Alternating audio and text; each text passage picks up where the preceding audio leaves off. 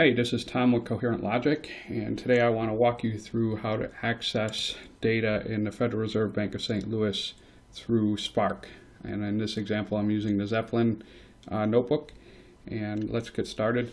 We have a URL here, and we need to convert this URL into a call using the CMR API. And here's how we do this. We need to import two classes in this case and create an instance of CMR. The first is a package object for Fred, and the second one is CMR itself. We only need to do that once, and we can then reuse it.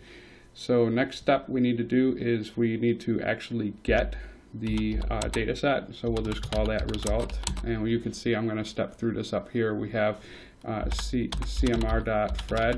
That will give us the first part of the URL here. And then we need to do the release.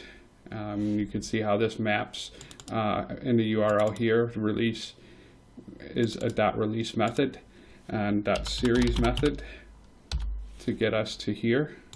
And now we have to add a parameter, and that's for API key.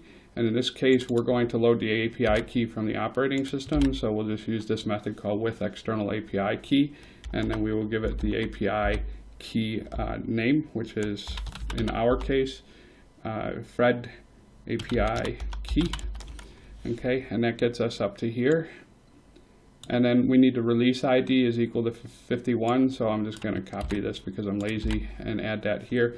And then finally, we need to get this result as a data set, and that result comes via this method called doGetAsSeriessDataset. All right, finally, we're going to do